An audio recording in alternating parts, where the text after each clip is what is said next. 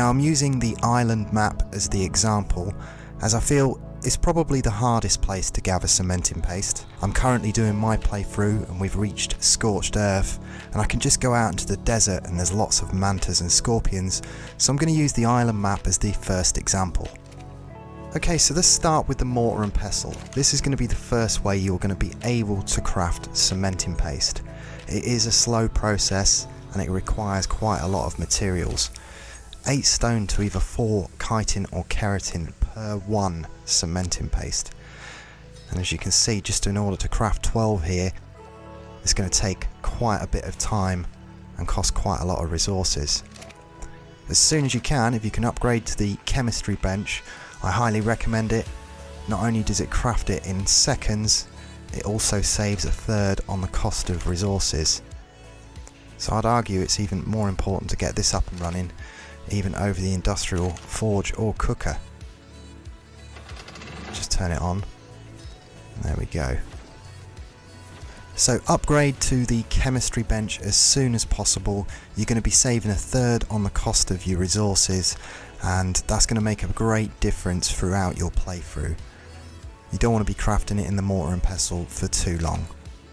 But other ways we can get cementing paste early game, especially on the island map, is via the beaver dams. Now there's 5 locations where the beaver dams spawn on the island map, so I'm going to point them out and we'll make our way over to one of them and gather some cementing paste from one of the dams.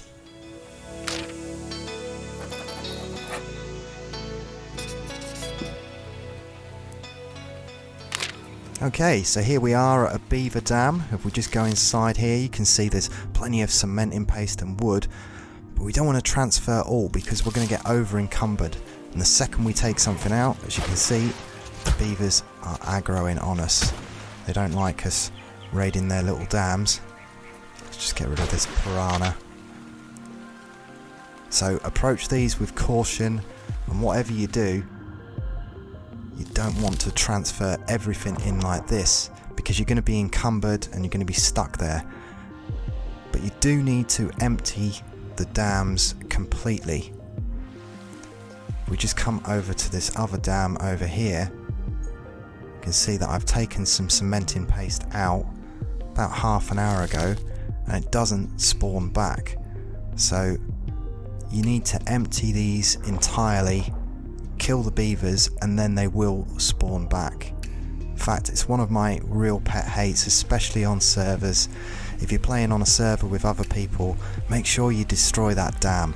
Don't be the person who just leaves the wood.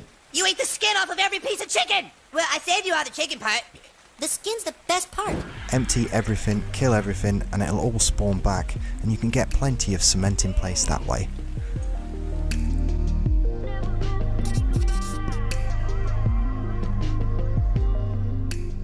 Okay, so let's move on to some effective ways to gather and farm chitin and keratin.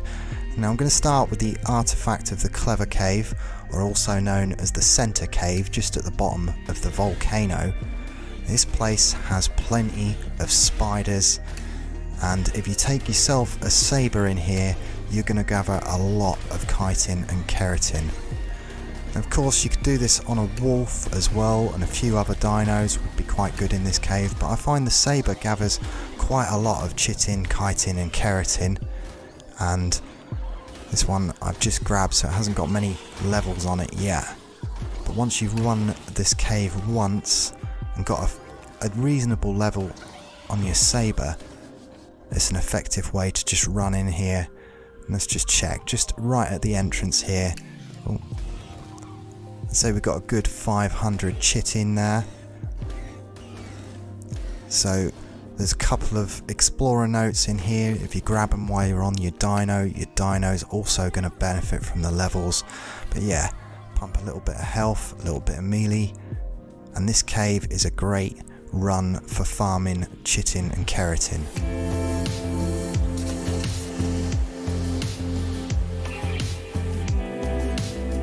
So moving on to the Swamp Cave, or the artifact of the Immune Cave. This place is going to be a little bit harder to navigate, you're going to need some scuba gear in order to go in here because there's a poisonous gas.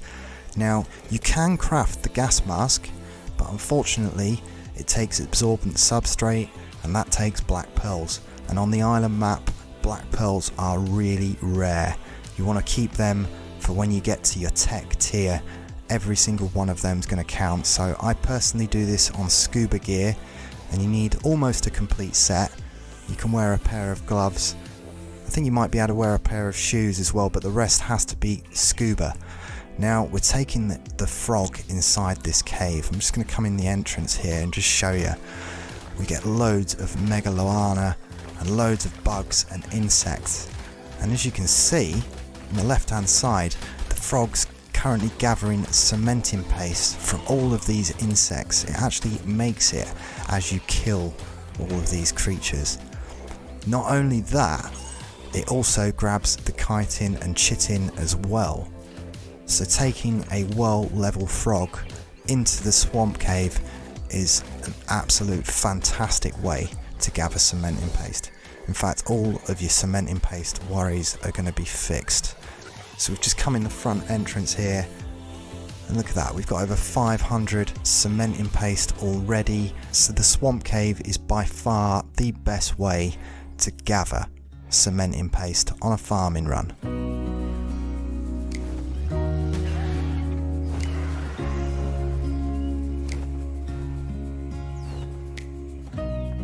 And in case you didn't know, you can also pick up a small dinosaur in the Argentavis beak, as well as with its claws, so you could come out and grab 2 snails. I only found 1 on this run, but in order to tame the snail you're going to need veggie cakes.